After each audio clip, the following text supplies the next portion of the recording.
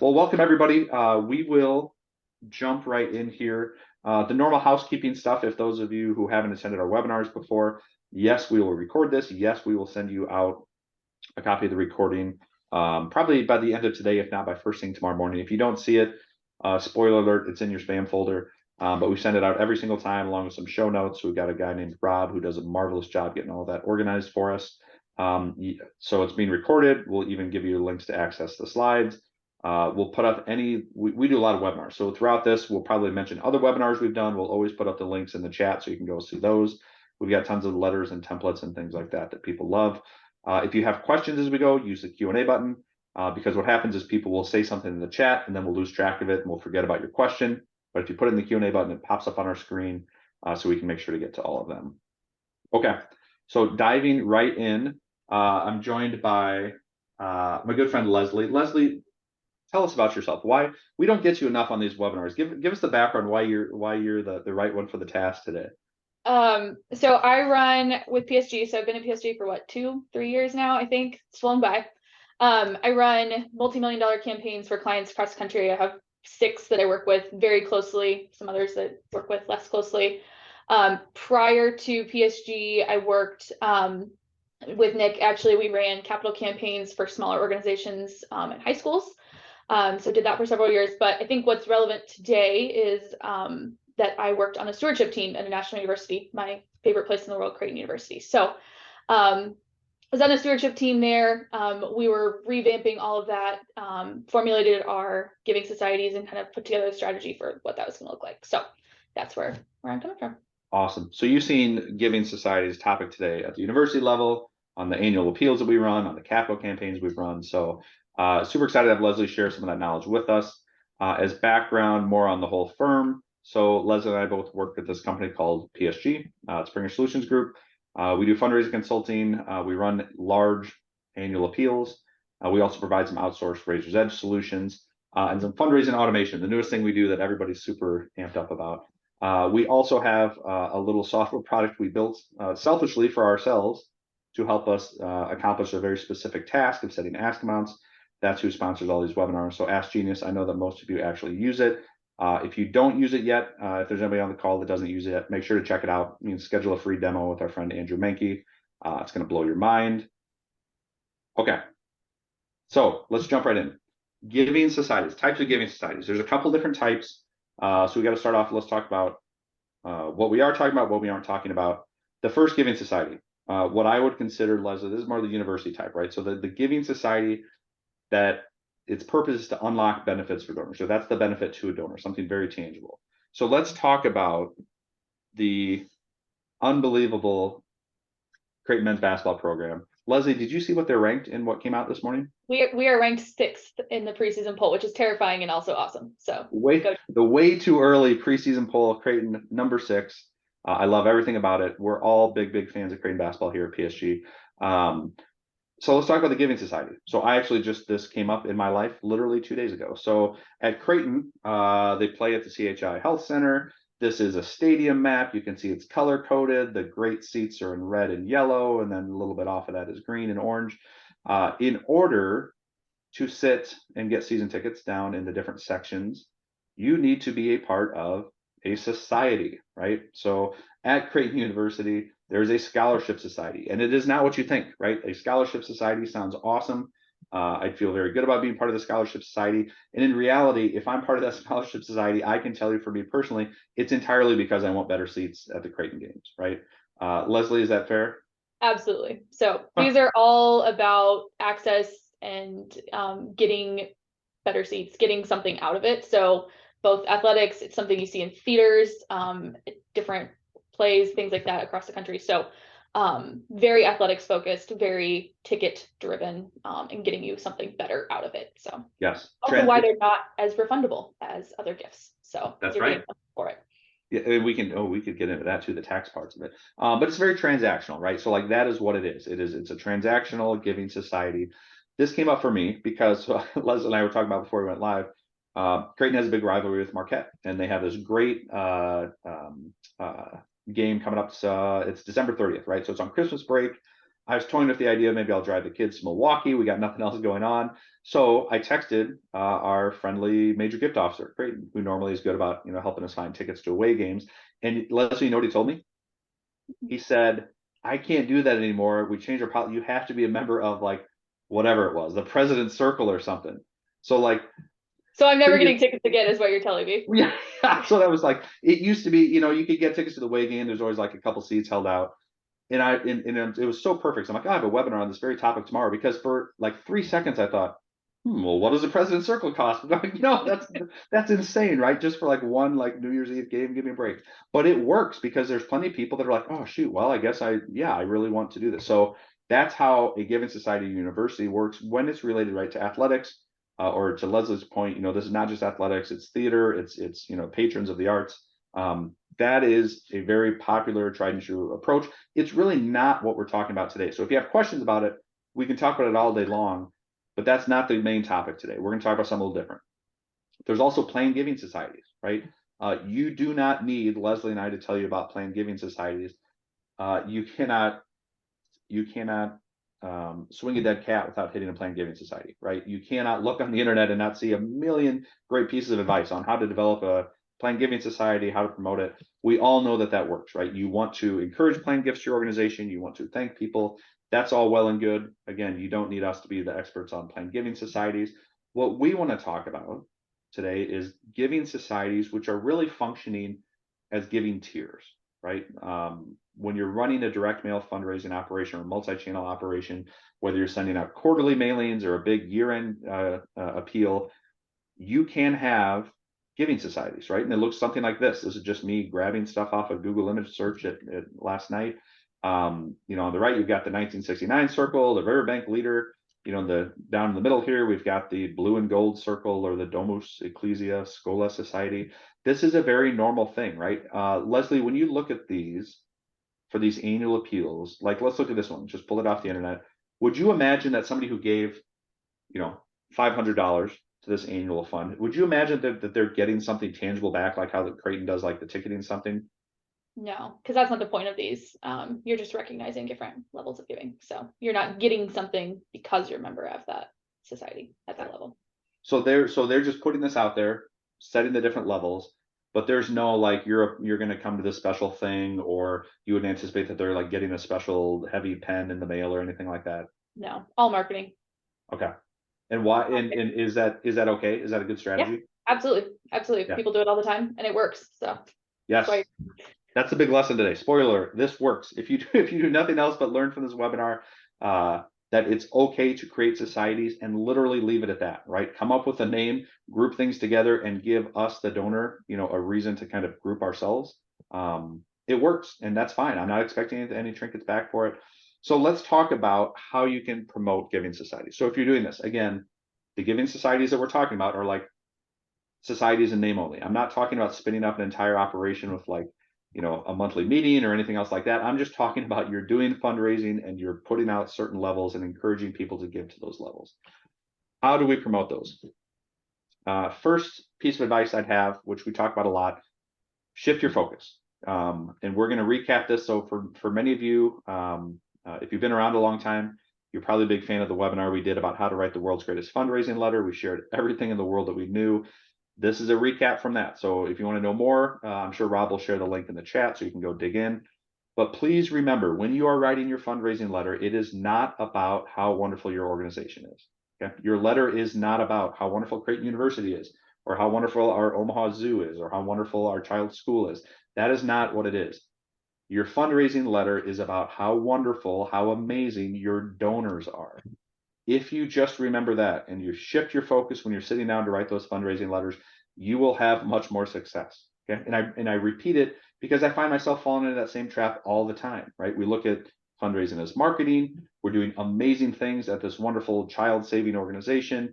We want to talk about it, but you will not have as much fundraising success talking about the organization as shifting your focus and saying you as a donor, right? And we'll give an example about exactly what we're talking about.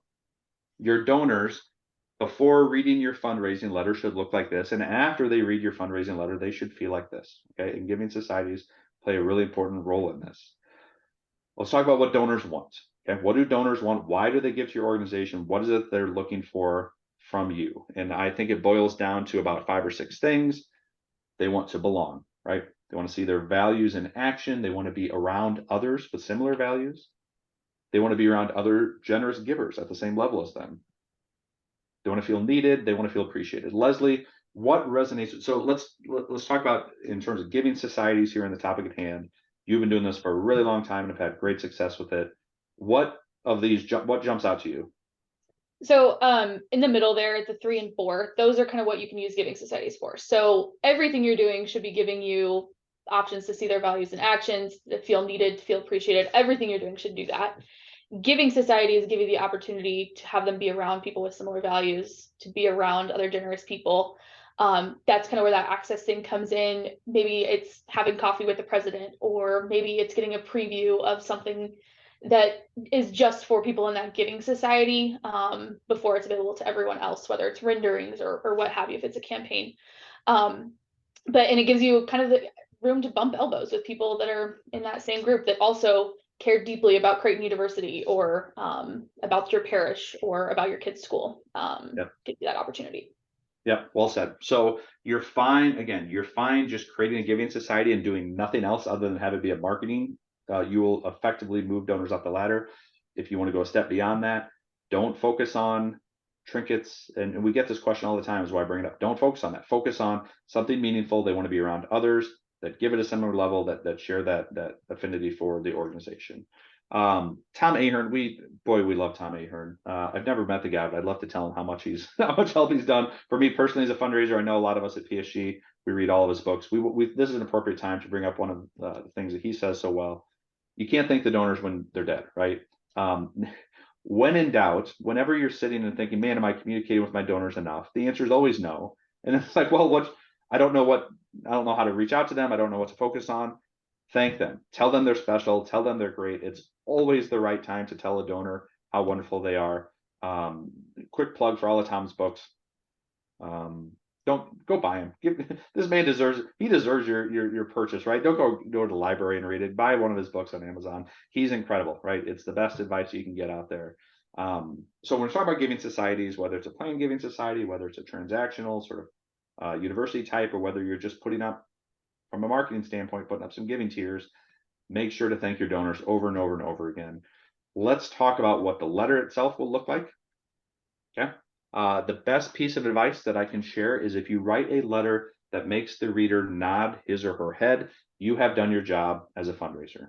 Okay. So go through your marketing materials, go through your fundraising letter. And if you're reading it and you're not nodding your head as a donor, go back, start over again. That is the number one way to tell if you're going to have success with your fundraising letter. If the donor feels seen, feels like, yes, this resonates with me, I get it, you're going to crush it. Okay. And the good news is we have a template. We have what we would put out there as the world's greatest fundraising letter. We've got a template. I think Rob already shared it in the chat. Here is the lightning version of what it should be. We have been fundraising a long time. Many people have done studies, and the studies are published, and we have the scientific proof on what makes for a good letter. So here's what it is. It's heartfelt and informal. Indenting your paragraphs with large text. Times New Roman, because this outperforms. If you just want to know scientifically what will raise more money, this is the answer. Occasionally underlined in bold words, longer than you think, 2 to 4 pages long. Johnson box at the top, PS at the end. This is proven. We do it in all the letters we write at PSG. Some of it is counterintuitive, but it just plain works. Again, I'm not going to go through the entire thing. We have whole webinars dedicated to this, but I want to talk because it's important to give the perspective as we talk about giving societies. So you've got the letter, our template here from the Human Fund. You've got, what is this called at the top, Leslie? The Johnson box. The Johnson box. This is right. We didn't know that. We always just did it because it worked. Isn't that funny?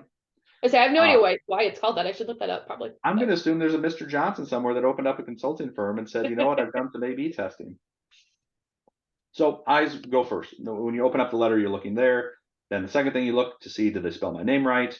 And then the all-important first sentence. It should be short. It should be attention-getting. The only purpose of that first sentence is to get people to the second sentence. Then you get to the meat of the letter. It looks like that. It tells a very heartfelt story. It's engaging. What you'll notice is that it's not a bunch of bullet points about the stats It's not a bunch of bullet points about how great the organization is. It's a compelling story that draws the reader in. Susan McIntyre brings up that it could be a Ms. Johnson. Absolutely, it could be Ms. Johnson. I did not mean to assume that it was only Mr. Johnson that could be the Johnson box who's named after. Feel free, someone, to do that internet search as you're watching this webinar and let us know in the chat who invented the Johnson box and why they call it that. Okay, we're on to page 2. Again, letter should be a little bit longer. This is where your boss or your board members say, oh, this is crazy. We just need a short letter. Why do you write these long letters? And the answer is because they work, right? They just work better. Okay. We've got a little turn of phrase here, and then we say, this is great. You're recognizing the donor and saying, I think it's people like you. And then we get to the whole point of the letter, of the fundraising letter, which is that segmented ask part. And here's what I'm talking about. Holly, Nick, we started this because of yada, yada, yada. Insert segmented ask here. So when you're designing the world's greatest fundraising letter, you're telling a story, it's heartfelt, you're drawing the reader in, you're telling the reader how great they are because of people like you, because of what you've done, because of who you are, all these great things are happening. Then you get to the ask. That ask could be something like this. If you've got a major donor segment, that one sentence that you're going to insert there is going to be, or 2 sentences, you're just going to say, hey, I want you to know you're one of our most generous donors. I see you. I appreciate you. Thank you all so much. That is a great letter to a major donor segment. You've inserted that in the letter and you've sent it off. There are 3 segments that you should have when you're promoting giving societies. The first one, current members of a giving society. So you've got the letter, 90% of the letter is going to go to everybody, but you've got this one part that you're going to drop in just for current members, and you're going to tell them, no surprise, you're awesome. Because of you, we're able to do XYZ. Thank you for renewing your gift. Thank you for being who you are. And then we've got the second of 3, which is a lapsed member of a giving society, which is telling them, hey, as a former member, you once did this. We really appreciate it. Would you join us again? Bring them back into the fold. And then the prospective members of a giving society. Leslie, talk to me about that. So Leslie, as background, is maybe the world's greatest Excel user. She has a passion for it. She is so talented at it. She lives for that moment when we get to get all that data from the client into Excel. Tell us what we're looking for here in perspective. So if we're looking at, let's say our giving society starts at $1,000, I'm gonna look for donors who are right at that $750 to $999 line and get those folks to join. This is where having the different levels is helpful. So if you have a giving society that starts at 500, maybe look at those donors at 400, and this can be your excuse to get them to lift up. Like, what we want to avoid is people that get stuck in that 750 gift each year, which is a very generous, wonderful gift. But could they do a little bit more if we invited them to do so? So if it's not just what they've always done. So this is that opportunity to do that here with this segmented sentence. And it's something that's worked really well for clients in the past. Love it. So if you're looking at that spreadsheet, you've got all the people you're going to mail to. And let's say, Leslie, you've got a giving society that starts at $1,000. Who are you looking for? Donors 750 probably. Yep. If we're 1,000, I would probably do 750. Definitely people who have given one gift of 750. Let's lift those up. I wouldn't hesitate to send it to people who've given 750 multiple years in a row. Maybe this is the push they needed. But definitely those people who've only given 1 or 2 gifts at that level would be great prospects to and long-time viewers understand what Leslie's saying there, because we know that once somebody has been given the same amount year after year, it is so hard to prime off that. Those steady eddies that they've given 750 for 5 years, you're not going to move them off of that. They see your organization, that is the level at which they're supporting you, and that's great. But if you see somebody dip their toe in the first time, like to the first mailing or last year, they just entered that, go get them right then. That's when you can keep moving them up the ladder. So that magical moment, you've got your spreadsheet.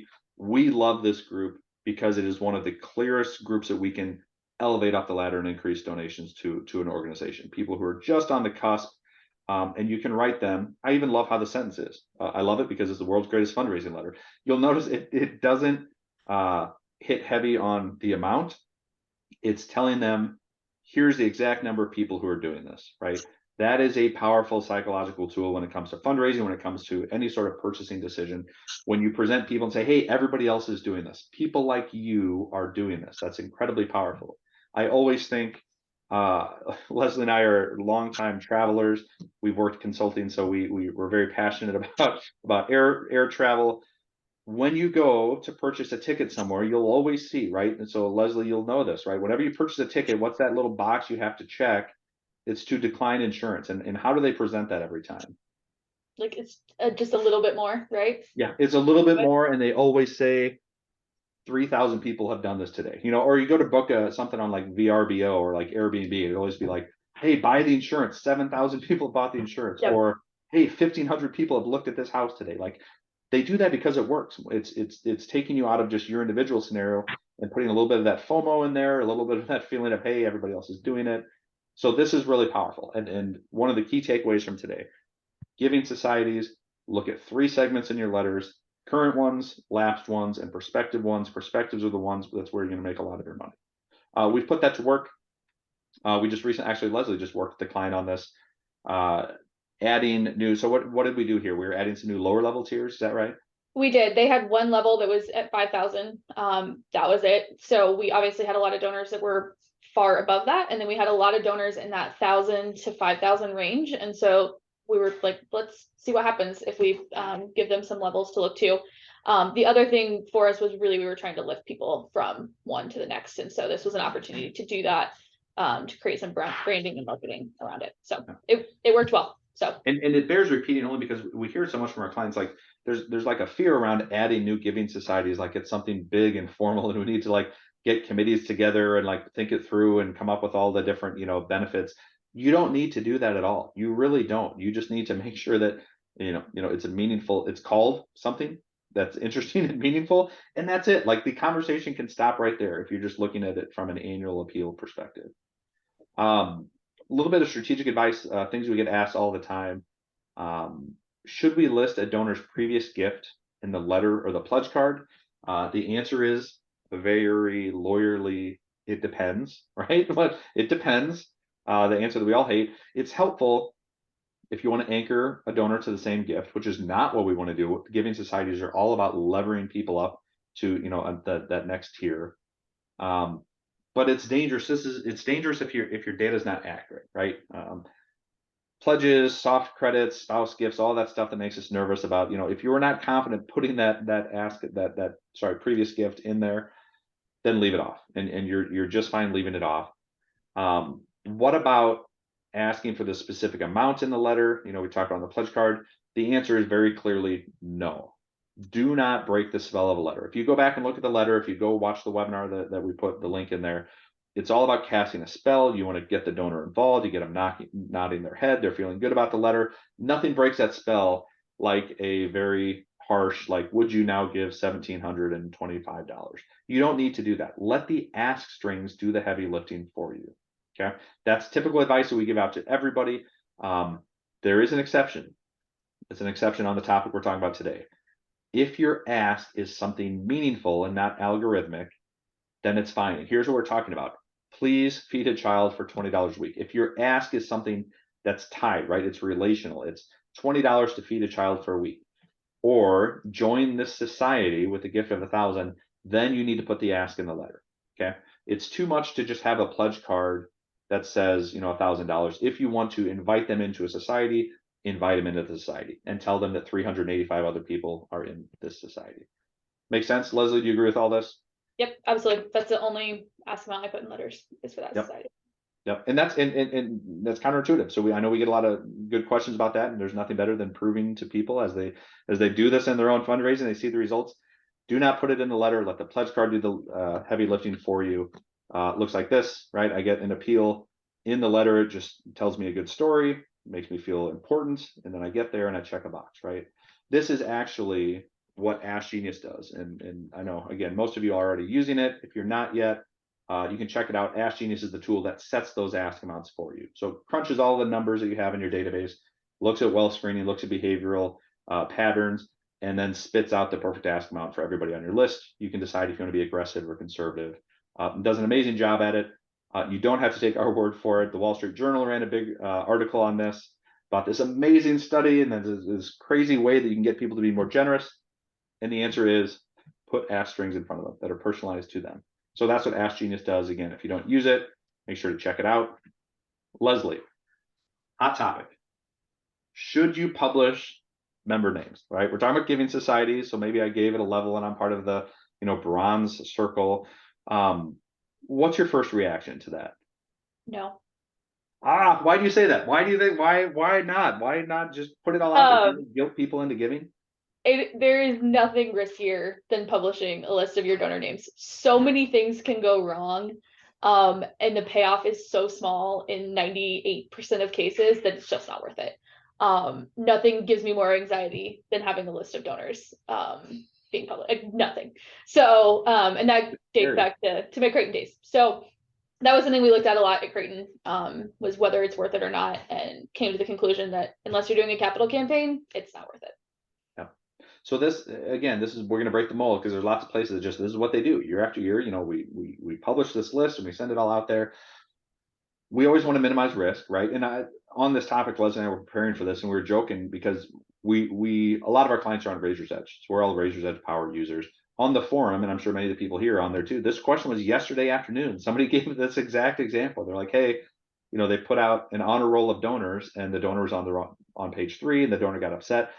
This hit home with Leslie and I. We felt seen, right? Because in many ways, publishing that list, I try and think what's the best thing can happen from it and what's the worst. The best thing that can happen out of it is not all that likely, and it's not something that wouldn't happen anyway. It's a donor feels seen, right, and appreciated, which I can do in any number of other ways, and they're going to give it that same level or move up next year. That's good.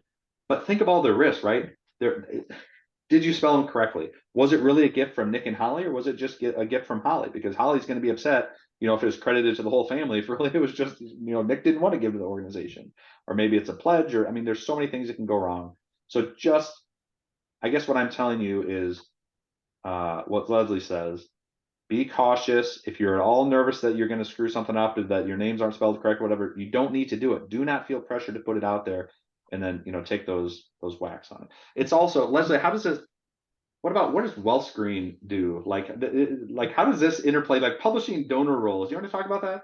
So yeah, this is something that I think fed our work that we did back in the campaign days. We used Wellscreen to help kind of inform our research, and Wellscreen, part of what they do is go out and find where your name is published on the web and at what giving levels. So if you gave a $10,000 gift to XYZ organization, that's going to come back on the Wellscreen. So, which, it's public, it's out there, but if that's something that you don't want people to know, that a donor is giving you $1 million and not them, maybe don't put their name on the website. So I love it. It's like a psychological experiment. Our viewers here today. So do you feel that you should give back to the fundraising world and pay it forward and publish it out there so that it can be scraped into well screening for other organizations, or do you want to hide that donor, right? Wrap your arms tightly around them? It's just it's something worth noting, right? And I know a lot of universities are looking at it that way. Let's take the other side, Leslie. When is it okay? So we know the risk, but when is it most effective publishing names? So I think it kind of goes back to your point earlier about like making people have that sense of belonging. So if you're talking about, if you've got a high school and maybe you're doing a reunion or something like that, so it's a small, tight-knit group, people know each other, that's the time when it can be effective. The other time I would say, like I mentioned earlier, capital campaign, you're doing a donor wall or bricks or what have you. I think of the zoo, and I still, to this day, when I go to my hometown, I look for our family brick, and my friends' family's bricks and all that. So those are the situations I think that it does make sense. But just in your annual appeal, focus your stewardship report on the impact that the donors have had, not on a list of names. So yep, well said. If you do, right, so if you're publishing an annual report, and one of those, the examples that Leslie brought up, quick plug for the amazing work of Stacy Cope and Austin Brown. Many of you know them. They work at PSG. They've been working on Automate Genius. It's unbelievable what they're able to do. But one specific thing they do is they've automated the process. So like if you have giving societies and people are part of the President's Circle or the annual fund, gold tier or whatever it is, a lot of times that burden fell on the database administrator a couple times a year to go in and like tag everybody with the right tag. And then you have to do it. You have to update that every year based on gifts that come in. There are automations now that can run if you're on Razor's Edge that just do that automatically. Gifts come in, it assigns the attribute and says this person is a President's Circle member until whatever date. Suddenly your life gets so much easier. The end of the year comes around, you have to do that annual report instead of taking days and days to pour over the lists and pull them and dedupe and all of that. You just click a button and you spit it out. So that's kind of the benefit of Automate Genius. If you do want to know any more about that, I'm sure we've got webinars coming up, but you can also feel free to scan it. There's a whole website with all the great examples of the work they're doing. They're brilliant.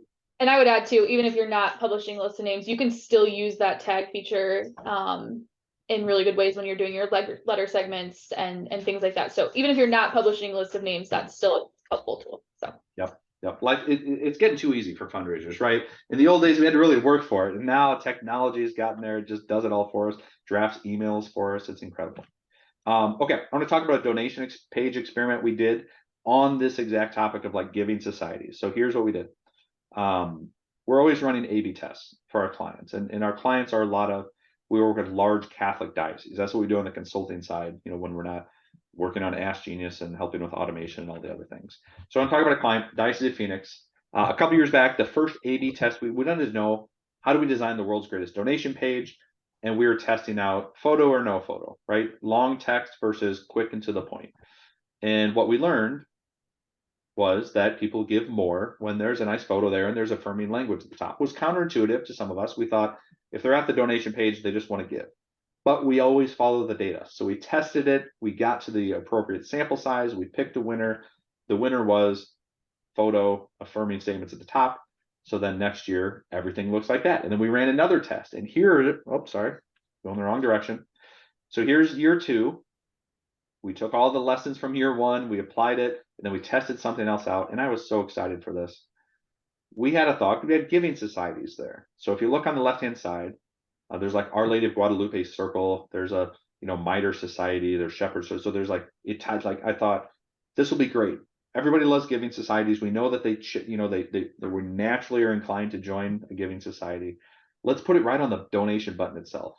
So we did, right? So we put the giving tiers on the donation buttons, standard treatment on the right, and I'm going to launch a poll and we're going to see what the crowd thinks of this. Tell us quickly which one you think performed better, right? On the left-hand side, giving tiers. On the right-hand side, standard donation page, right? 25, 50, or 100. Doesn't say anything about which giving tier you're a part of. Yeah, give it about 5 more seconds here. 3, we're so close. We're split right down the middle. Share the results. 55% say that was standard treatment. Let's find out if the crowd was correct. What did we learn? We got 30% conversion with 357 on an average, but it did not compare 32% conversion with 367 average donation. It did not work better. And we shut down that test as soon as we had enough results to be able to forecast it, because that's what we do. We want to test, we want to get better. And it may not seem like much, 2% fewer donors are converting and $10 left average donation. But if you have a large enough nonprofit, that is an incredible amount of money, and we want to optimize. Okay. So that's what we learned about giving societies and donation pages. A couple of key points before we start to take some questions. There's great questions in here I see already. All right, key point 1. So takeaway from this informal discussion on giving societies, do not overthink this, right? Giving societies will motivate donors even without anything other than the society name. And that's kind of the point that Leslie's making with her annual appeal discussion, what we've proved time and time again. If you literally do nothing else, if you don't have a giving society, but design your pledge card and your appeal materials to have a, executive circle, supporters level, steward level, just frame it that way, it will work and you will raise more money. Okay, don't overthink it. You can just do that as a marketing perspective. The real value to giving societies, in our opinion, so take it to the next level. It's your ability to market the giving society, right? And the excuse it gives you to reach out to donors. We're always looking for better reasons to reach out to donors. You don't want to just constantly be asking them for money. You want to think of ways to reach out. Being a part of a giving society is a great excuse, right? Hey, I noticed you've been giving about $700. Would you be interested in joining this giving club at $1,000 and be around people like you? It's a great excuse. It's a good marketing activity. The trinkets, the plaques, and stuff like that doesn't matter. We get those questions all the time. Nick, do I need to send out ornaments? Nick, do we need to send out Christmas presents? The answer may be yes, there may be value in those things, but you don't have to. And many donors don't expect it. Sometimes donors get angry if you're spending some of their dollars to get back. I've gotten really nice pens. It seems like that's the big thing for a while. What donors access what they appreciate the most, if you're saying, all right, I'm coming up with a giving society, where should we focus our effort? Give them access to a community of similar benefactors. That is where you should start. Don't start at the trinkets and the gifts. Start at access to a community, and that's not all that hard to do, right? Leslie, you got a great example before, like coffee with the president, right? What are some other things you mentioned, like renderings? What are we talking about there?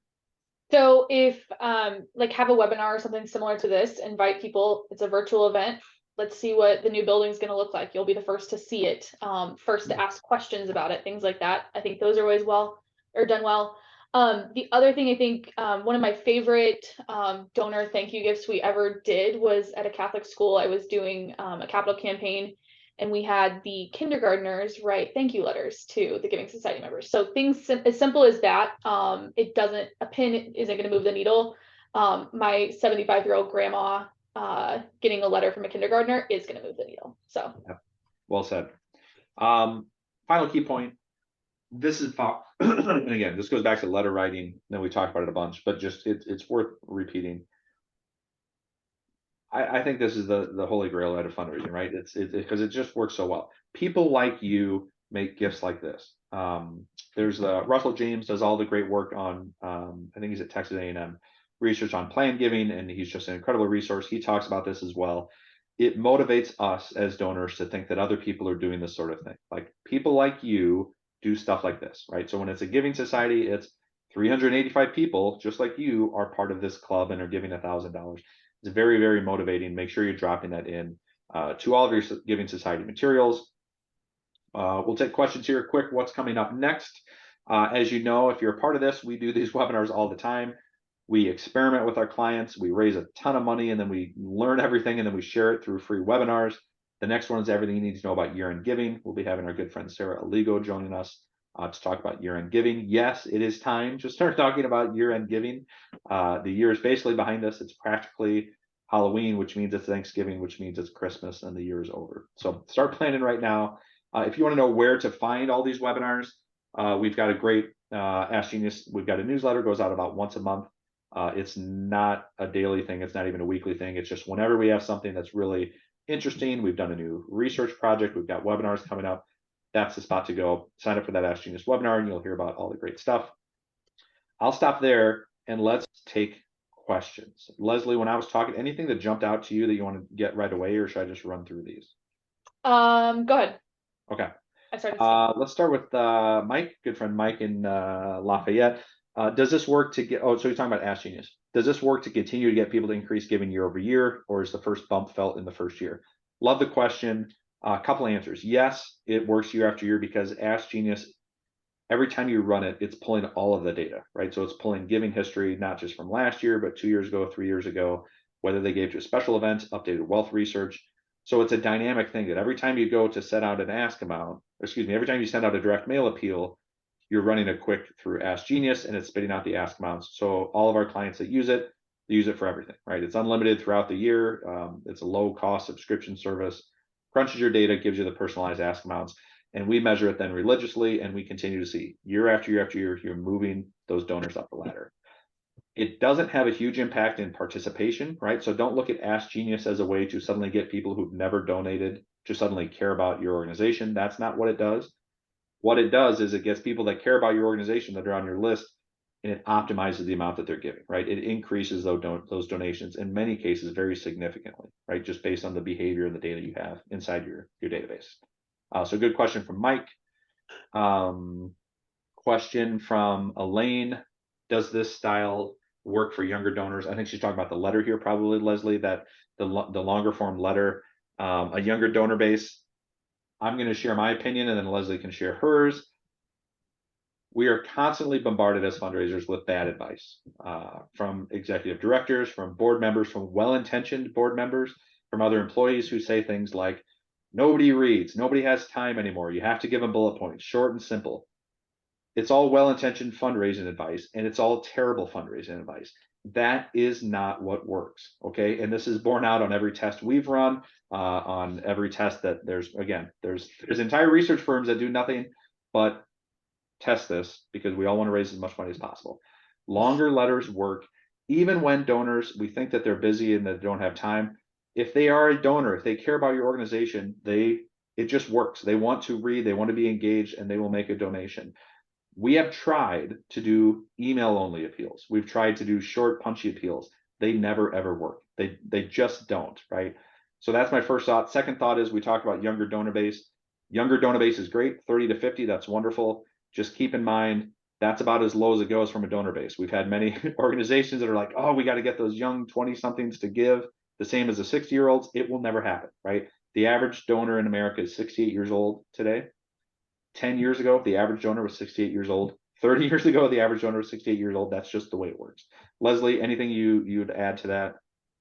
Not really. I mean, I am the younger donor base. And I will say when I open a fundraising letter, I'm reading the Johnson box and I'm reading the PS.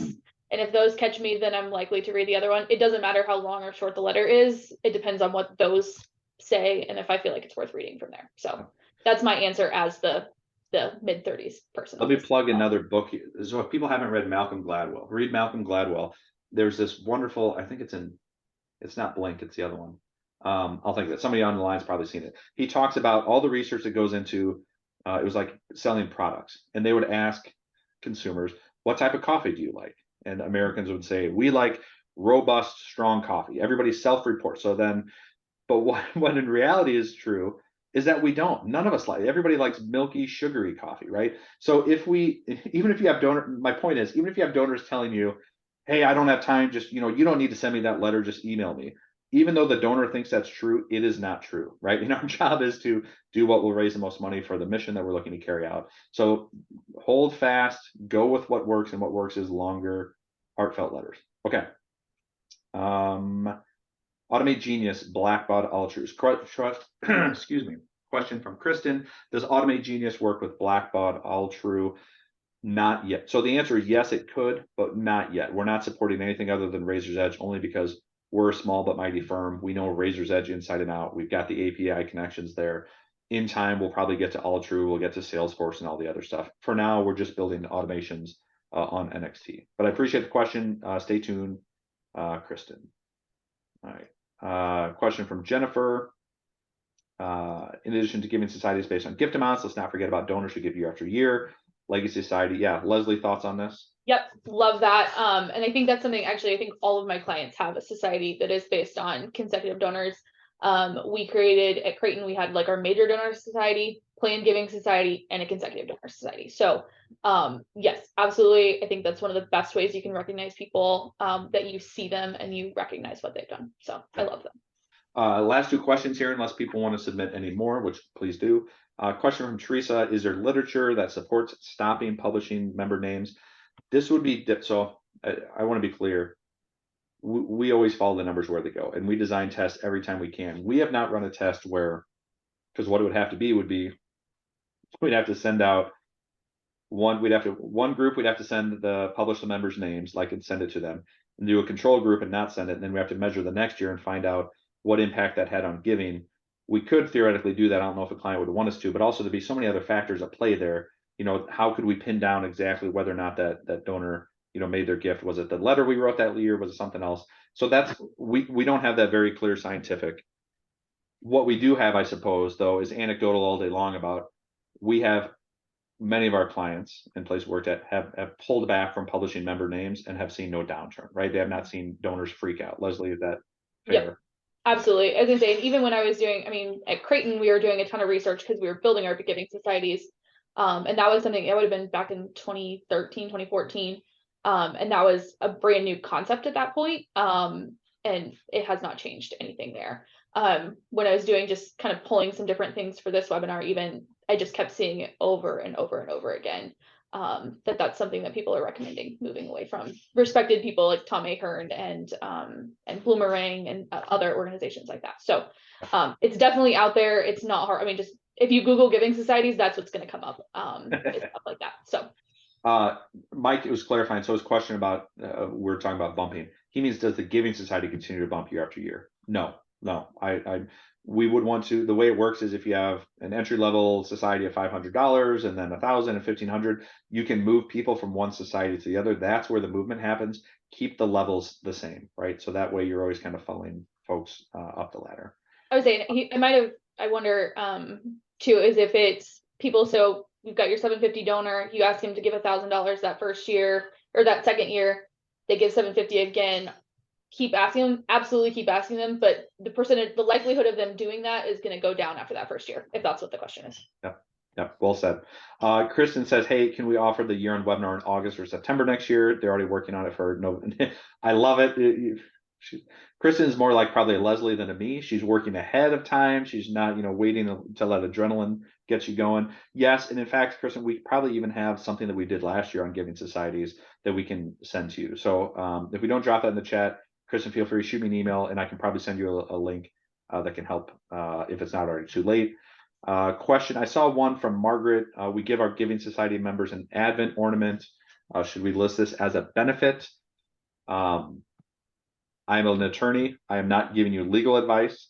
I believe that this would fall under the de minimis, like it's okay to send gifts without saying that now you only get to claim credit for 95% of your donation. That's really something that comes into play at the university level, like we talked about. If you're giving a gift of $10,000 and you get better seats because of it, then maybe 80% of your gift is deductible. Leslie, any disagreement on that? Yeah, there's a gift amount, or there's an amount that you have to say under. I don't remember off the top of my head what it is. If you're asking, is it going to motivate people to give at that society because they get an Advent ornament? Definitely not. So I think it's just something to do. Thank them. It's a meaningful gift. It's a nice touch. Organization. So yeah, definitely do it, but don't. I don't feel like you need to publish it unless it's above a certain level. If your ornament is reaching the level at which you have to start changing your tax policies, then you're buying too expensive an ornament. So you're probably just fine, Margaret. Question from Rochelle. To start the Giving Society, would you suggest just doing the invitation, the annual letter, or would you do a marketing campaign around it, social media, emails, etc.? Love this question. I'm going to bring up, we did a research project not on giving societies, but on recurring giving. The question was, should we keep doing what we've always done and just invite people, make recurring gifts, in that normal letter, or should we fire up something brand new, like a whole new initiative? We've done both, and one of them works and one of them doesn't. What works is continuing what you've done before. If you always ask in December, send that same letter in December and promote Giving Society as part of that. Do not spin up something new. It is so hard to get traction on something brand new. It's very easy just offering the Giving Society as sort of an on-ramp from the things you're already doing. Yes, social media, emails, all of that is well and good. The core of it's going to be your direct mail appeal, but then you can supplement with some segmented email. Absolutely. Yep. And as I would echo, so the client that I had that added the Giving Societies, we added a piece of material to the people that were in that kind of stratosphere. We added some materials to their letter, a buck slip, and just some different language in the brochure, as well as the letter, but it was otherwise the same as what they've always gotten. So yeah, love it. Somebody put something in here about like inviting donors to a high level giving event. I just want to clarify that for the moment. Like, if you're new to fundraising, I will tell you that people they're not motivated to give to get access for it. So like the access is what they want, but like your letter should not say, hey, give $10,000 in order to be a part of this group. Like that's not how it works. It's please join the society. We, blah, blah, blah. And then it's a perk of being a part of that. It's delicate how you do it, but I just want to be very clear. Do not present it as a transactional, like make a gift of this and be able to come to this little event. That's not how it should work. You're going to turn off donors. You want it to just be a nice benefit once they've made that gift.